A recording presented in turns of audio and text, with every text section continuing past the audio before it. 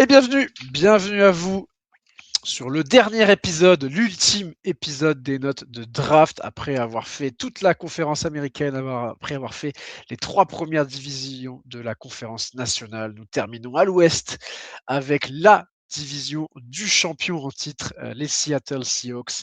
La division aussi de la Pacifique, de la région Nord-Ouest Pacifique, donc que vous connaissez bien, Kevin et Robin, fans d'Oregon. Alors même s'il n'y a pas de franchise NFL en Oregon, puisque malheureusement elle est dans l'état du, du rival. Voilà, on va terminer un peu à la maison pour nos amis les Ducks avec donc cette NFC West qui aura régalé l'année dernière, clairement avec les Niners, les Rams et les Seahawks qui étaient parmi les 3 meilleures équipes de la NFL. C'est bien ça, les Seahawks sont passés sur le cadavre de leurs rivaux de division pour arriver jusqu'au Super Bowl. Mais est-ce que le mois d'avril 2026 avec la draft a été du même acabit, ou est-ce que les 4 équipes nous ont un peu laissé sur leur faim au niveau de la draft? C'est ce qu'on va voir dès maintenant. En tout cas, les gars, on va démarrer du coup avec les Cardinals. Donc la seule équipe de cette division qui n'est pas allée en playoff l'année dernière. Une équipe qui a vraiment fait une très mauvaise saison, qui s'est retrouvée du coup avec le pick numéro 4 de cette draft et qui a démarré donc avec le running back de Notre-Dame, Jeremiah Love. On enchaîne ensuite au deuxième tour avec le guard de Texas A&M, Chase Bizantis. Troisième tour, la petite surprise peut-être, en tout cas, c'est le quarterback de Miami, Carson Beck, qui a été sélectionné. On se retrouve ensuite au 4e tour avec le defensive lineman de Southeastern Louisiana, Caleb Proctor. 5e tour, le receveur de Texas Tech, Reggie Virgil. Au 6e tour, le linebacker d'Iowa, Karshan Shahar. Et on termine avec l'offensive tackle de Ole Miss, Jaden Williams, du côté donc d'Arizona, qui a été classique au niveau de la draft. Il n'y a pas eu de trade-up, il n'y a pas eu de trade-down. On avait 7 picks, on a pick 7 joueurs, un par tour. Les amis, qu'est-ce qu'on en a pensé de cette draft du côté de Glendale? Je pense que les 2 premiers picks leur sauvent leur draft. Voilà, on pouvait discuter sur, le choix d'un running aussitôt que le 3e overall. Je crois que c'est 3e overall, je crois, qui sort. Mais derrière, en fait, tu piques Et c'est le Bizantis, troisième, pardon. ce que certaines équipes auraient peut-être dû faire et donc ils se le sont fait piquer sous le nez. Rob, on avait déjà parlé des Chargers, mais tu sais qu'on les regarde fort, hein? J'étais dans le prix, j'étais là. Ouais. Mais donc du coup, j'aime bien parce que du coup, tu mets un bon garde bien dominateur, tu le mets devant Love, ça peut être très en sachant qu'il a déjà pas besoin d'énormément d'espace. Mais du coup, au moins tu construis un peu autour. Mais c'est derrière où ça se délite totalement en fait. Bon, le pic Proctor, bon c'est Caleb, hein, c'est l'autre.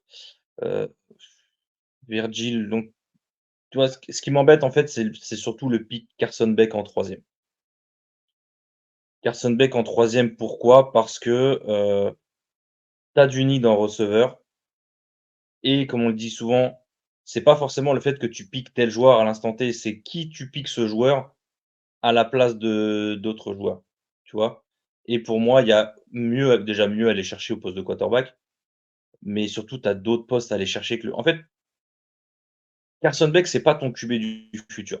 On va pas se voiler la face. Je pense qu'il y a beaucoup d'équipes qui ont été matrixées par Tyler Shough l'année dernière, parce que Drew Allar au 3e, Carson Beck au 3e, c'est Klubnik au un 4e, je crois aussi. Klubnik au 4e, je crois aussi chez les Jets. C'est un univers parallèle, je suis désolé. Dans aucun monde, on Et est sur des choses comme l'expérience, ça. il est vieux et il est pro-ready, quoi. Ouais, mais en fait, tu as trop de limitations pour moi. Ce qui veut dire que je suis d'accord sur le fait que potentiellement, si tu as pas Jacoby Brissett, parce que faut se dire qu'avec les Cardinals, on est quand même sur une situation d'un Jacoby Brissett qui hold out, alors que le mec n'a jamais été starter nulle part. Tu as toujours été backup à jouer 3 matchs dans l'année. Là, tu as la chance d'être starter, tu as personne derrière toi. Tu hold out pour plus d'argent alors que tu as une chance d'être enfin starter et de montrer que tu peux faire le taf. C'est relou, en fait. Donc derrière, Après, là, potentiellement, pour le coup, t'as souvent des gars, t'entends, oui, il a parié sur lui-même. Lui, il parie pas sur lui-même. Jacoby Brissett, il parie faire 2 ans, prendre la banque et arrêter sa carrière. en fait, c'est ça, c'est au contraire, pour moi, c'est l'inverse de parier sur toi-même, en fait. Ce qui veut dire que C'est tu sais que exactement tu as pas ça. le niveau et tu sais que tu vas sauter l'année prochaine, donc tu négocies ta moula maintenant. C'est-à-dire que tu sais tu même pas sûr de faire ton année parce que tu penses que tu vas te faire sauter par un rookie.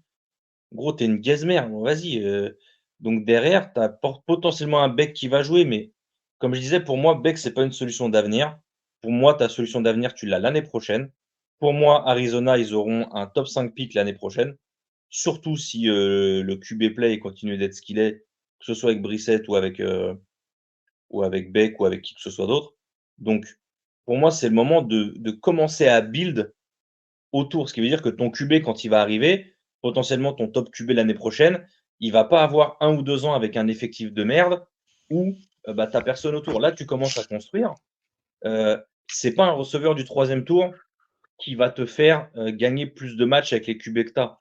Mais c'est un effectif qui se construit au fur et à mesure et que tu Ouais. peux avoir dès l'année rookie de ton QB l'année prochaine, tu peux avoir un truc qui match tout de suite, d'accord? Là, pour moi, tu gages du temps, tu gages des pics. Le rebuild que tu essayes d'amorcer, tu perds du temps dessus. Donc en fait, ça m'ennuie. On le sait, hein, on l'a dit, hein, moi, c'est ce que j'ai mis sur les fiches de scouting, c'est qu'on sait, que ces 2e et 3e tours maintenant depuis quelques années, c'est des pics où, les front office, ils choisissent leur chouchou parce qu'ils veulent pas se les faire prendre après ou quoi que ce soit et ou alors, les top joueurs RAS, qui d'habitude se prennent 6e, 5e, 6e, 7e tour. Là, ils sont pris au 3e parce qu'il y a les bandeurs de RAS dans les front office qui ont de plus en plus leur mot à dire. Mais en fait, et ça m'ennuie. Ça m'ennuie, donc du coup, j'ai mis B. B parce que pour moi, Love et Bisontis commencent à engager quelque chose avec cette franchise, mais clairement pas autre chose de mieux que B parce que le reste pour moi, c'est pas je dis pas que le reste, c'est de la merde, d'accord? Virgile en receveur, ça reste quand même potable.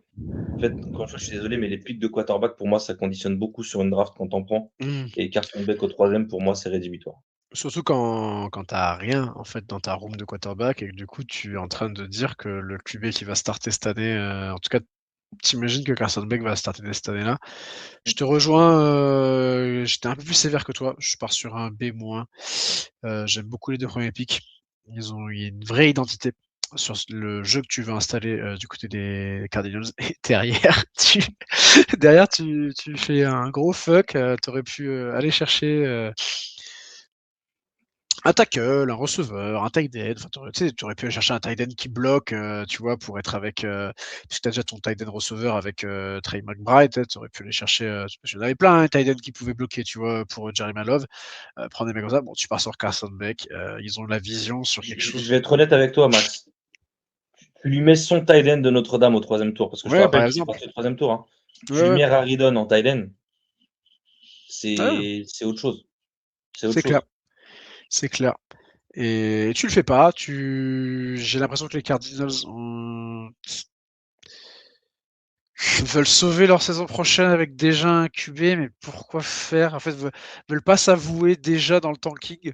Je sais pas, ou tu sais, un peu comme tu dis, espérer un espoir à la Tyler Shough, mais est-ce que ça va prendre? Peut-être, si ça prend, bravo, on sera là à applaudir, mais bon, à l'instant T, on n'y croit pas. Tu l'aurais pris au 5e tour, on aurait été beaucoup plus cool avec ce pick. 3e tour, c'est beaucoup trop tôt. En plus, c'est quasiment border du second tour parce que c'est un 1er pick de 3e tour. Donc ouais, et puis le reste de la draft, je trouve que tu as un gros reach sur les 2 derniers picks, avec des mecs qui étaient attendus en UDFA et que tu vas chercher 6e et 7e tour. Mais bon, encore une fois, c'est pas le truc qui te pénalise forcément ta note de draft. C'est pour ça que je pars sur un B- du côté des Cards.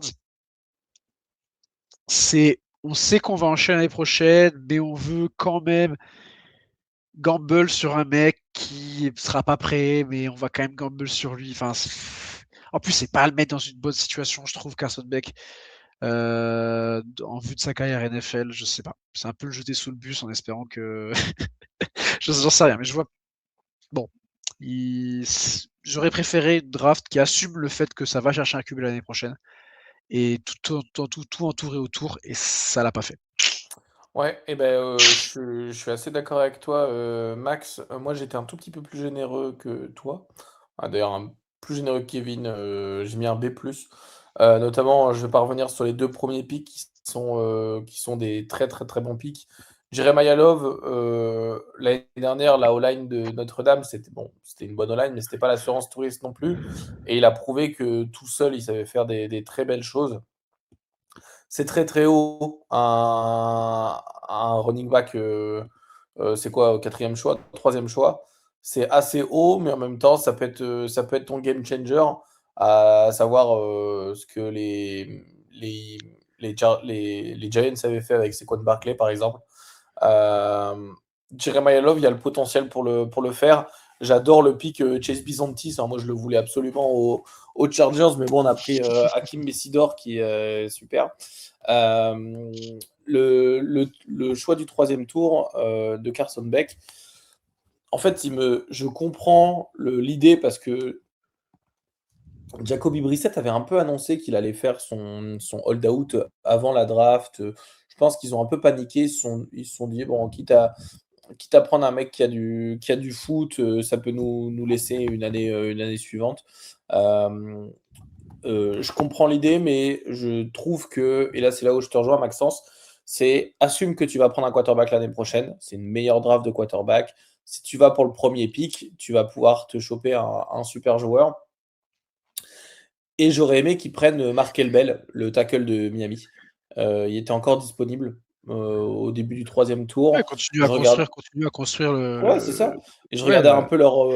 Tu vois, t'as Paris Johnson, c'est le tackle gauche, et tackle droit, c'est Elijah Wilkinson, qui est un vétéran, 10 ans NFL, mais jamais de long contrat. C'est souvent free agent une année, free agent une année. Euh, les roosters, comment ça s'appelle euh, comment ça s'appelle quand il y a. C'est les 10 joueurs qui sont pas dans le 53 là. La practice squad. Putain. Je suis Practice squad, désolé, ouais. il est tard, j'ai une énorme journée. T'inquiète. Euh, mais en fait, voilà, j'aurais préféré que Markel Bell soit choisi au troisième tour. J'aime beaucoup le pick Caleb Proctor au quatrième tour. Mine de rien, c'est un pick qui me fait plutôt kiffer, notamment parce qu'il a un potentiel de malade mental. Je trouve physiquement, il est haut niveau, il a ce qu'il faut, avoir à développer techniquement, mais physiquement, il a tous les tools. Donc j'ai bien aimé la draft, j'ai mis un B+. Si Carson Beck n'avait pas été choisi et qu'ils avaient choisi Mark Elbel, j'aurais mis un A.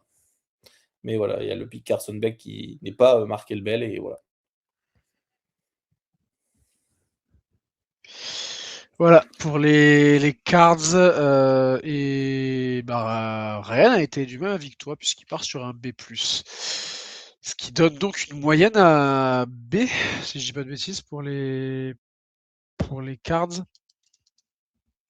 B+, B+, B et B-, ouais, on va dire globalement, on tourne autour du B.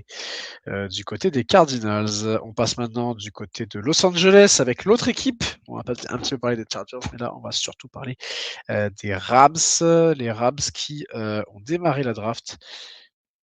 Là encore, avec un pic assez surprenant à ce moment-là. En tout cas, on va dire, on attendait Ty Simpson au premier tour, mais pas forcément aux Rams. Avec donc Ty Simpson, donc le QB d'Alabama, qui part en 13e du côté de Los Angeles. Ensuite, on se retrouve au second tour avec le tight end d'Ohio State, Max Clark. Au troisième tour, avec le guard, attendez, tac, tac, tac, tac, tac, que je dise pas de bêtises, avec le, ouais, guard tackle, c'est vrai que selon le site où je suis, c'est pas le même poste, mais en tout cas, le joueur de ligne offensive, Kagan Trost, de Missouri, et puis après, 2 derniers picks, au 6e et au 7e, le receveur de Miami, C.J. Daniels, et le defensive tackle d'Alabama, Tim Keenan de Third. Les Rams, donc, avec 5 petits picks. Est-ce que suffisant ces 5 petits picks pour avoir une bonne draft, ou alors c'est catastrophique, ou alors c'est entre les deux? Qu'est-ce qu'on a pensé, les gars? Moi, j'ai mis la note de C. Notamment parce que je comprends absolument l'idée du GM, notamment que son idée, c'est le futur. Ty Simpson, c'est ton quarterback du futur. Max Clair, c'est ton tight end du futur. Bon, même s'ils ont drafté Terence Ferguson l'année d'avant, avec leur deuxième tour aussi d'ailleurs, hein. Mais je pense que tu vas essayer d'aller remplacer Tyler Higbee, qui se fait vieillissant. Taylor Higbee, c'est quoi? C'est 33 ans, je viens de voir l'âge. 33 ans, il se fait vieillissant, donc tu prends ton tight end du futur. Et en fait, au bout d'un moment, je me dis, tu as pris tout le monde du futur, quand est-ce que tu prends le présent? Donc c'est pour ça que je mets la note de C, parce que je pense que c'est c'est des bons pics pour le futur. Tu n'as pas de quatrième et de cinquième tour. Ton troisième tour, Keegan Trost, je ne pourrais pas vous en parler. Mais je pense que voilà, si je devrais résumer en une phrase, c'est des bons joueurs aux 2 premiers tours. Par contre, quel est le message que tu envoies à Matthew Stafford, qui a l'occasion de gagner? L'année dernière, ils perdent en finale de Finale de conférence contre finale de les Seahawks. conférence contre les Seahawks. Ils sont pas loin, en fait. Ils sont pas loin d'un Super Bowl. Pourquoi est-ce que tu vas déjà parier sur le futur? Peut-être que dans un an, on va se dire: «Ah mais attends, mais check, Ty Simpson, c'était le crack, il a fallu le prendre et on aura l'air de con». Mais en même temps, il y aura toujours le what if, s'ils avaient pris, notamment au premier tour, le pick que tout le monde attendait, Michael Lemon. Michael Lemon, ça aurait été le gadget parfait pour Sean McVay. Voilà, je suis un peu déçu pour Matthew Stafford, que j'apprécie beaucoup, et déçu aussi pour Ty Simpson, qui arrive dans une situation pas facile. C'est clairement pas le choix de Sean McVay. Ça a été le choix du GM. Il parie à l'avenir. Donc c'est moyen. C'est des bons joueurs, mais bon, ça reste moyen. Ça me fait penser à la situation des Packers lors de la draft 2020. Tu as un Aaron Rodgers qui sort d'une très grosse saison en 2019, qui perd en finale de conférence face aux Niners cette année-là, et tu vas chercher avec ton premier tour Jordan Love, parce que tu te dis que Aaron Rodgers n'a plus rien dans le moteur et qu'il est temps de préparer la transition. Au final, les Packers, je pense qu'on est plutôt content d'avoir Jordan Love, même si certains ne l'aiment pas, mais on est sur un des top QB de la NFL quand même. Bon, je sais pas top combien, mais tu as la sensation quand même de peut-être avoir raté ta fenêtre pour aller chercher le Super Bowl sur les 2 années qu'on suivit avec Rodgers MVP, et qu'il aurait peut-être fallu aller chercher une arme de plus au poste de receveur ou sur la O-line ou autre. Et tu as l'impression que les Rams vont peut-être partir dans la même direction. C'est-à-dire que est-ce que tu n'aurais pas pu concrétiser sur le fait que Stafford a été MVP l'année dernière et te dire: «Allez, on repart sur une dernière année», en allant chercher l'arme supplémentaire, un Mackay Lemon, un mec comme ça qui va transformer encore plus ton attaque avec un monstre à 3 têtes au poste de receveur monstrueux. Tu le fais pas. Je comprends la logique, mais quand tu as une fenêtre, putain, il faut que tu y ailles, quoi. Tu peux pas te mettre déjà à préparer l'avenir. Surtout que tu as une grosse classe de QB qui arrive l'année prochaine. Tu aurais pu aller chercher ton QB l'année prochaine. Donc c'est pour ça que je comprends, mais je suis pas d'accord avec ce pick. Après, Ty Simpson est dans un bon environnement quand même, parce qu'il est autour de lui, il va avoir la structure, tout ça. Mais peut-être que pendant les playoffs, on va dire: «Ah c'est con parce que ton premier tour, il est sur le banc, pendant ces playoffs», alors que ça aurait pu être un mec qui est sur le terrain et qui apporte tout de suite. Bon, ce sera pas le cas. Le reste des picks est pas mal. Honnêtement, le reste des picks, il y a un reach, assez gros reach sur Caden Trost, mais bon, un mec qui a l'air assez versatile sur la O-line, qui va partir pour jouer tackle, si j'en crois la depth chart que j'ai sous les yeux actuellement. CJ Daniels, qui peut déjà se faire un petit rôle dans cette équipe-là, qui sort d'une saison assez intéressante, même s'il a été quand même assez shadow par Malakai Tony du côté de Miami. On est sur une draft correcte derrière. J'aurais pu mettre un B ou un B-, mais je vais partir sur un C+, pour les Rams, parce que dans la situation de Los Angeles, c'est gâché d'être allé chercher Ty Simpson.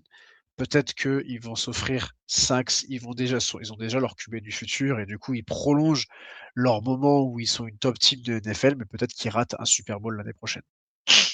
Et on sait que ce qui compte, c'est quand même pas d'être une top team, mais qui va jamais au Super Bowl. Hein, bonjour les Packers, mais d'enfin y aller, quoi, et d'aller gagner ça. Donc voilà, bon, ils y sont allés, puis ils ont gagné il y a quelques années de ça, mais c'est dommage de ne pas avoir profité de cette fenêtre qui va se refermer assez vite. Donc oui, tu as ton mec qui va le remplacer, mais putain, cette situation-là, non, pour moi, c'est pas possible. Donc voilà pourquoi je pars sur un C+. Ouais, je suis globalement d'accord avec toi. Moi, j'ai mis B-, donc je suis légèrement au-dessus. J'aime bien les pics, Claire et Daniels. J'ai la vision de ce que tu veux faire, au poste de tight end, comme le dit Rob, hein, faut remplacer Higbee. Derrière, tu as un duo hyper jeune, Ferguson-Claire, qui peut être hyper intéressant, avec un Claire qui est peut-être un peu plus polyvalent que Ferguson, mais qui est un peu moins bon receveur. On sait que T. Ferg, c'est plus un tight end receveur qui a un peu plus de lacunes dans le blocking. Claire, c'est un gars qui est quand même principalement un bloqueur. Donc tu vas avoir cette, on en parle beaucoup, hein, dans les épisodes parce qu'il y a une énorme classe de tight end, hein. Il y a les tight end, alors peut-être pas au niveau du niveau intrinsèque des joueurs, mais ça ressemble un peu à la classe de running l'année dernière où tu as presque toutes les équipes qui ont pris un tight end. Et tu avais vraiment, tout ce que tu voulais. Tu avais aussi bien du receveur que du polyvalent, que du bloqueur, donc c'était assez intéressant à voir à ce niveau-là. J'aime bien le pick Daniels parce que c'est un mec qui peut t'apporter. Maintenant, comme on l'a dit, je pense qu'un Mackay Lemon, pardon, t'aurait beaucoup plus apporté à l'instant T. Et encore une fois, pourquoi à l'instant T? Pourquoi on fait chier avec l'instant T? Bah, voilà, c'est la dernière année potentiellement d'un Matt Stafford, voire très certainement. T'es en win now et tu draftes aucun starter au final. Tu vois, ça m'embête. Quand je vois une draft comme ça où t'as aucun starter quand t'es en win now, ça m'ennuie. Ça m'ennuie. T'es pas en mode les Browns qui ont des trous partout, qui ont besoin de rotation. Je parle des Browns, peut-être qu'il y a quelques années, ils sont un peu moins dans ce cas-là maintenant, mais je trouve Bah, que tu avais besoin de plus de high hand pick, où tu avais plus de value, de floor au final, de plancher, où tu es déjà assez haut parce que tu as besoin de gagner tout de suite. Je pense que c'est pas forcément ce que tu as sur cette draft. Donc, je malheureusement, le pick Ty Simpson conditionne beaucoup pour moi la note qu'il y a. Parce que comme je l'ai dit, un first round plus un QB, bah forcément, c'est ton pick le plus important avec un poste le plus important, forcément ta note elle va être très très dépendante de ça. Donc pour moi c'est B-, parce qu'autant j'aime bien le joueur et je peux comprendre la vision de l'avenir avec le gamin. Euh, Autant j'ai du mal en fait, pour moi, il y a presque peut-être 80% des équipes, le pick Ty Simpson à cet endroit-là, j'aurais fermé ma gueule et j'aurais applaudi. ouais. Pour moi, s'il y a typiquement, une des 5 équipes qui avait carrément pas à faire ça, c'était les Rams, tu vois? Et bah, du coup, ils l'ont fait et bah, du coup, leur note, elle prend un petit coup et ce sera B-. Tu fais un pari sur l'avenir alors que ta main te demande de jouer maintenant, tu vois? C'est dommage. Après, est-ce que tu te dis: «On sacrifie», alors c'est moche pour Stafford, hein, enfin et Ouais. pas que pour Stafford, pour les mecs qui sont potentiellement En fait, tu as des garanties ici avec sur leur dernière Stafford année. que tu n'as pas encore avec Simpson. C'est ça, en fait, c'est tu te dis: «Je sacrifie ma dernière année de valeur sûre pour potentiellement struck gold, comme on dit, enfin d'avoir trouvé la pépite pour potentiellement plusieurs titres à l'avenir. Malheureusement, la trend en ce moment, c'est le développement des quarterbacks. C'est malheureusement un peu comme un Carson Beck. Mine de rien, c'est un mec qui a vu beaucoup de college football. Les Bo Nix, les Jaden Daniels, c'est ces gars-là sur lesquels tu paries. Ty Simpson, c'est tout l'inverse de ce que tu recherches potentiellement. Ce qui veut dire que c'est un gars qui a les tools physiques au niveau du bras, mais qui a une année de starter et qui a Mmh. benché, je le rappelle, derrière Jalen Milroe quand même. Ouais. Heu, j'aime bien l'histoire du gamin, j'aime bien le fait qu'il soit resté dans cette ère du college football et du transfert portal. Le fait qu'il soit resté à Bama jusqu'à ce qu'il ait sa chance et qu'il fait une saison qui est plus qu'honorable vu l'absence de run game qu'il avait et les drops absolument terrifiants qu'il a eu toute l'année, et je parle pas du 4e tight end ou d'un 3e Mmh. running back. Je parle quand même de Jeremy Bernard, de Williams, des gars comme ça qui ont droppé toute l'année. Ouais, d'un run game avec Et je Miller, pense qui marchait pas. et ce qui m'ennuie encore plus, c'est le fait que tu aies pas de consensus au sein du front office. Comme Oui, tu ça l'as c'est dit, on a tous vu la réaction de McVay. Pour moi, hein, la réaction de McVay post-pick, c'est la réaction du front office des Browns après le pick de Shedder il y a 2 ans ouais, ou l'année dernière. C'est encore clairement pas un pick du head coach. ouais, Je encore que le Shedder, c'est un 5e tour, le mec avait glissé Un 5e tour, jusque-là, c'est moins dommageable, je te l'accorde. là, c'est un Mais 1er tour, quoi. la réaction des coachs et tout par rapport à ça, Ouais, ça m'ennuie parce que ça veut dire que tu pas d'osmose. Tu pas et d'osmose et entre même même pour le gamin, putain, tu arrives, tu te dis, j'ai pas tout un front office qui a sauté de joie et tout. Il y a déjà des questions outre la presse, mais même au sein de ma propre franchise, tout le monde est pas derrière mon pick, en fait. Tu as été pris au 13e pick du 1er tour et ça me fait chier pour lui parce qu'encore une fois, ça a l'air d'être un bon gamin et c'est un fils de coach, hein, par contre, je crois, hein, Ty Simpson. Donc ce qui veut dire que, normalement, très bien coachable avec un bon ball knowledge, donc ça devrait faciliter et un gamin comme ça avec un Sean McVay en head coach, ça peut être très intéressant. Mais encore une fois, malheureusement, on a tous cette vision du win now de la saison 2027 et ça le pic matche pas avec la vision de l'année prochaine. Peut-être que dans le futur, ce sera un excellent pic, on va tous fermer notre gueule et manger notre merde, mais à l'instant T, c'est compliqué d'avoir la vision. ouais. Voilà pour les Rams donc et Ryan qui est parti sur un C+, voilà donc on est sur un C+, B-, C et C+, et donc on est sur une note de C+, du côté des Rams. Je pense que pour Ryan, c'est pour la même raison que ce qu'on a avancé, au niveau des Rams. On passe maintenant aux Niners. Les Niners qui, n'avaient pas de pick au 1er tour. Alors je crois qu'ils ont trade down, hein, si je dis pas de bêtises, Ouais, ils savaient pas quoi faire, hein. ils savaient pas quoi faire et je crois que même quand ils ont pick, ils savaient pas quoi faire non plus. Puisqu'ils sont partis sur le receveur d'Ole Miss, Deshaun Stribling. Stribling, ouais, Stribling, je sais plus comment on prononce son nom, mais en tout cas, le receveur d'Ole Miss, donc premier pick du second tour du côté des Niners. Ensuite, on part sur l'Edge de Texas Tech, Romelo Haig, 8. Puis fin de 3e tour, le running back d'Indiana, Kaylon Black. Au 4e tour, 3 picks, le defensive tackle d'Oklahoma, Grayson Alton, l'offensive tackle de Washington, Carver Willis, et le cornerback de Washington, là encore, Ephesians Prysock. Et au 5e tour, 2 picks avec le linebacker de Louisiana, Jaden Duggar, et l'offensive tackle de Kansas, Enrique Cruz Jr., sachant que c'est Louisiana Lafayette, hein, c'est pas LSU pour Jaden Duggar. Quelqu'un veut démarrer sur la draft des Niners? Ou... Ouais, moi, parce que comme ça, on va Vas-y. faire très concis. On va faire très concis. On va citer l'une de mes des personnages favoris du monde fictif, Caradoc. C'est de la merde. Voilà. C'est une draft trop cuit avec la montée a pas le temps de se faire, donc c'est de la merde. C'est de la merde, je suis désolé, c'est de la merde. Pas de 1er tour, j'aime pas le pick de Stribling, j'aime pas le pick de Black. Forcément, tu prends pas un, mais 2 picks de mecs de UW. Bah, je suis désolé, c'est de la merde. Voilà, j'ai j'aime pas. J'aime vraiment je crois que c'est la pire note que je mets. E, c'est il y a rien pour moi. Bah, Tu j'enchaîne direct avec Kevin. Moi, j'ai mis D. Pareil, il y a, en fait, je suis à 2 doigts de mettre E aussi. C'est un échec.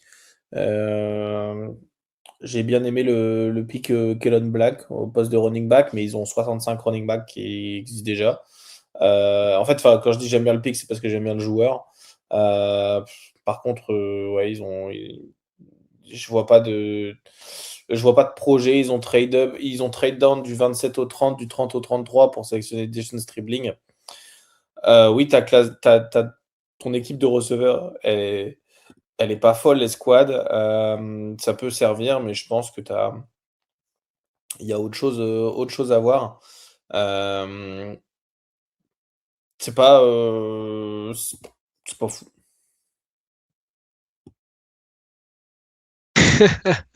C'est pas fou. Ben, je vous rejoins aussi, les amis. On part sur un C- pour ma part. Je vais essayer de détailler un petit peu, mais rich sur quasiment tous les pics. On va commencer sur les pics que j'aime bien. quand même. J'aime bien le pick de Romelo Hayek au 3e tour, qui a été un edge très intéressant cette année de Texas Tech. De l'autre côté, il y avait David Bailey d'un côté, il y avait Romelo donc qui a bien profité du travail, mais qui a quand même été très très bon. Et c'était un des joueurs que j'aurais bien voulu côté Packers pour être à l'opposé de Micah Parsons, un peu dans ce rôle-là de bah voilà, toute la O-line est sur le edge dominant et moi je vais quand même faire mon taf de l'autre côté. Bon, bah, finalement il sera du côté donc du côté je vais y arriver, des Niners. Après les autres picks, honnêtement, voilà, il y a quand même beaucoup de reach quasiment dans tous les picks. Dejon Scribbling, je n'ai pas la vision. Je n'ai pas la vision sur le pick à ce moment-là. Tu avais d'autres joueurs à ce poste, au poste de receveur. Hein. Je vais regarder plus précisément, mais en termes de. Bah, écoute, je peux te le donner si tu veux, je suis dessus. Vas-y. Mike Evans, Ricky Pearsall, Christian Kirk, Oui, mais Dejon je veux dire, Scribbling. à la draft, tu avais en receveur, tu avais. Ah, pardon, ok, j'avais pas Genre, j'avais mal prends-moi du compris. Denzel Boston, prends-moi du Jeremy Bernard. À la limite, tu veux vraiment un receveur, tu vois, prends-moi des Chris Brazel à la limite, tu vois, mais Stribling, j'ai pas la vision à ce moment-là. Ou alors prends ton receveur un peu plus tard.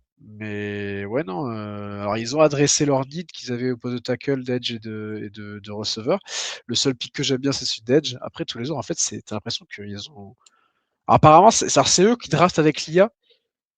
Je crois, hein, c'est eux, de full Ouais. data, full IA. Bon, Ouais. C'est ça. Sachant qu'il ne, je redis à tout le monde, mais il ne demande pas à ChatGPT qui on prend. oui, À mon avis, c'est juste qu'il bombarde l'IA sur des learnings de OK contre je sais pas contre un front 5 avec quand le gars il est en tech 1 ou j'en sais rien et en fait OK comment est-ce qu'il réagit, c'est quoi ses perfs sur un jeu de course, etc.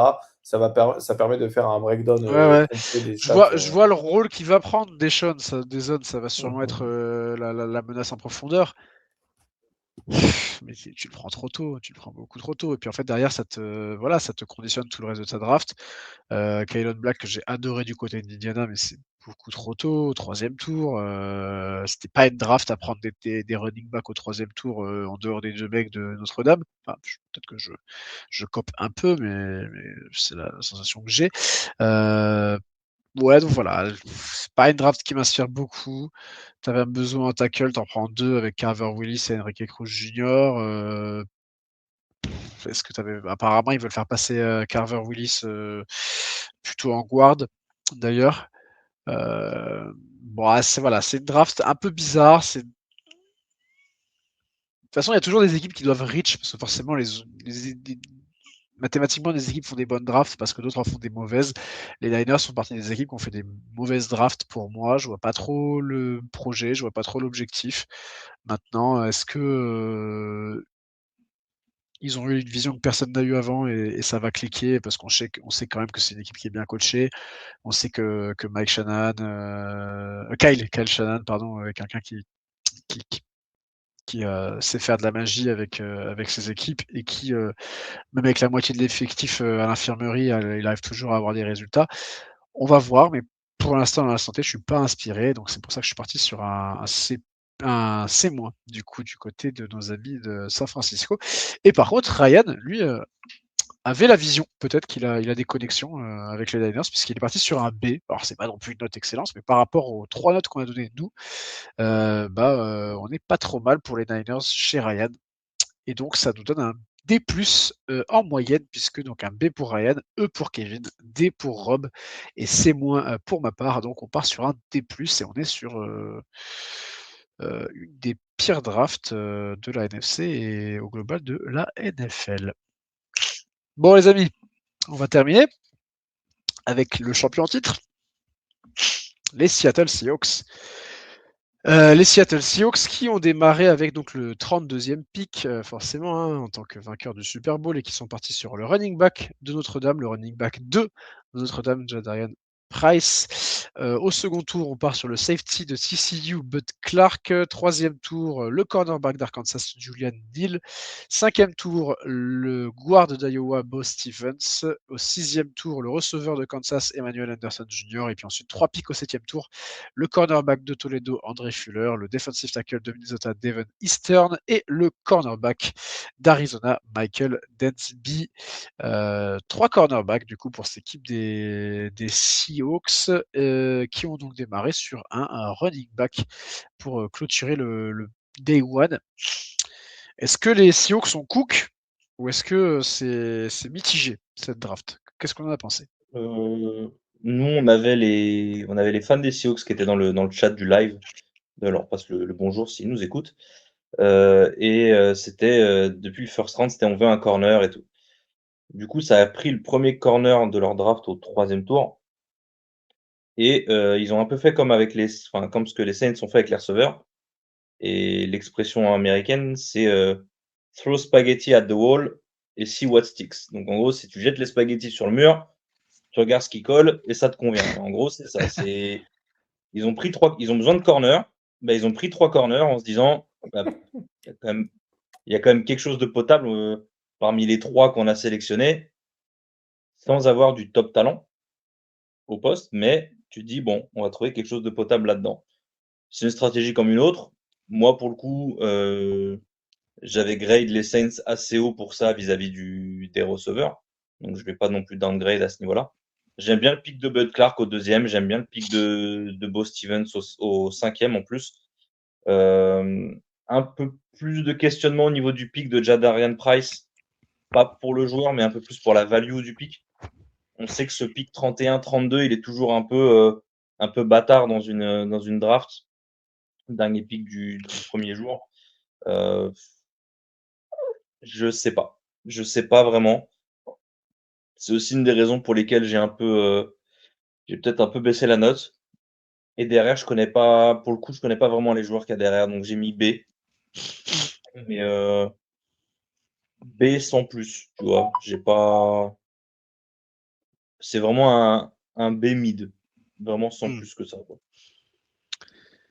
B du coup pour toi. Moi je suis parti sur un C-. J'ai pas aimé cette draft. Ok,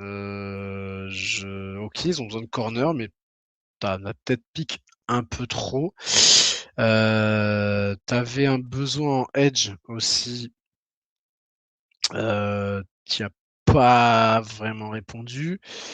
Le pick de Jadon Price maintenant, je vois. En fait, le problème c'est que tu avais besoin d'un running back 2 parce que tu as Kenneth Walker qui est parti et Zach Charbonnet, tu connais pas trop l'état, il revient de blessure donc tu sais pas trop dans quel état tu seras. Tu es allé récupérer Emmanuel Wilson à la free agency, donc je comprends le fait de prendre un running back en 32 parce que si c'était vraiment le mec que tu voulais au poste de running back, tu l'aurais pas eu en fin de second tour, donc c'est toujours un pick un peu bâtard en 32. Mais tu vois tout le reste des picks, je trouve qu'il y a quand même du reach, notamment sur Emmanuel Anderson, qui était un joueur qui était attendu en UDFA et qui a été pris.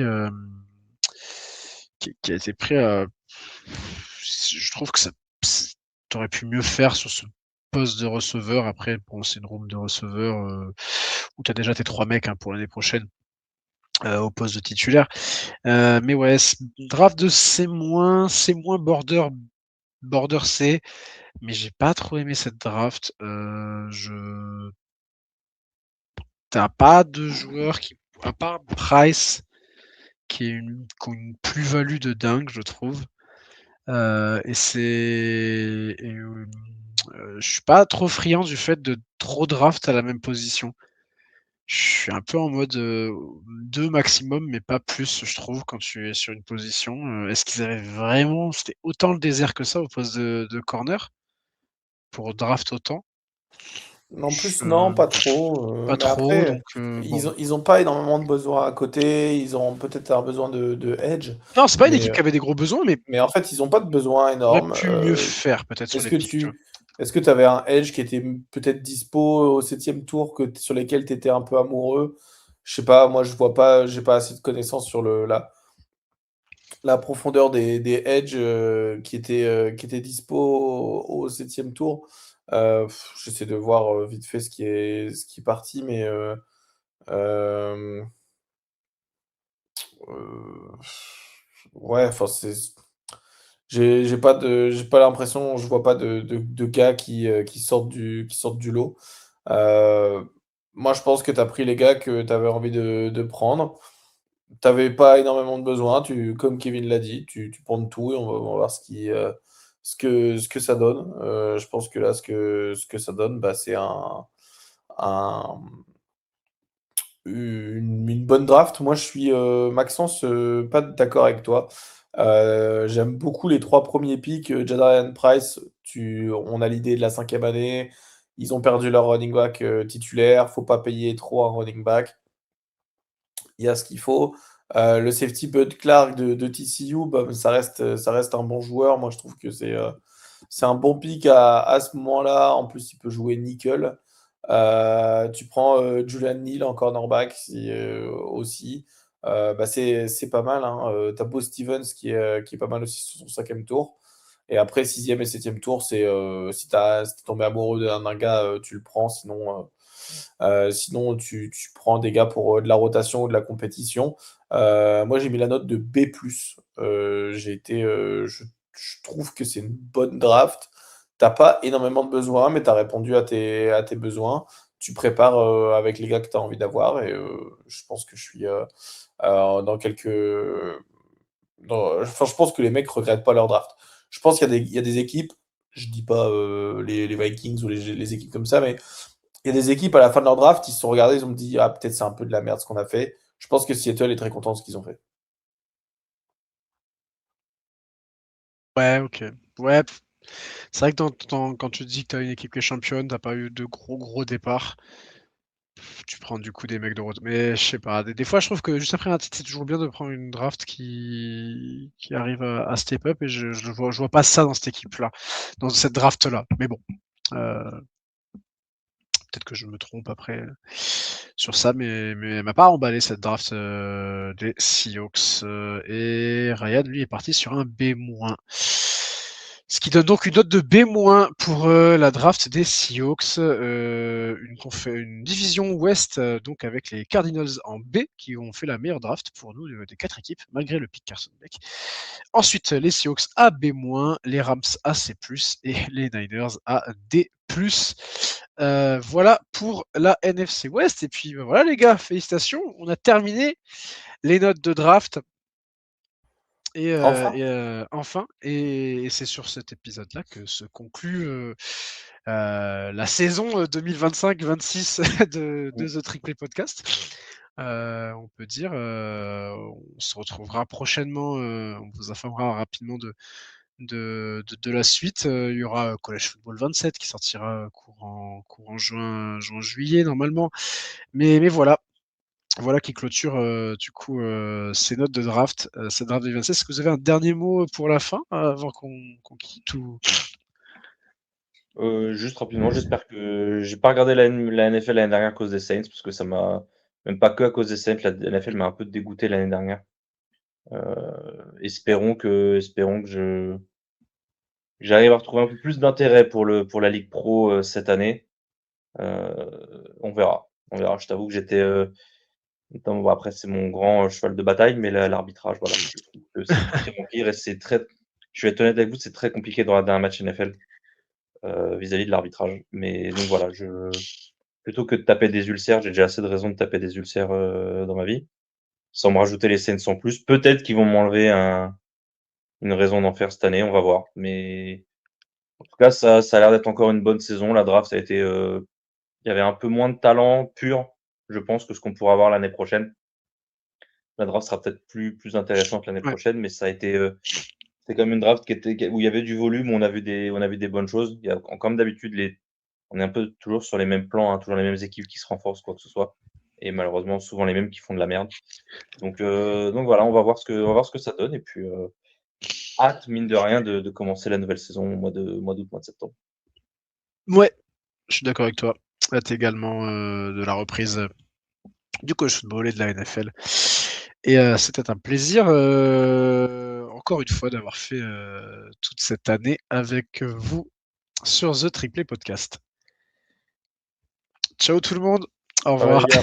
Il met les Bye, petits salut. ballons. Ciao tout le monde. Voilà, ciao tout le monde et puis on se retrouve rapidement. Portez-vous bien d'ici là. Ciao. Bye bye.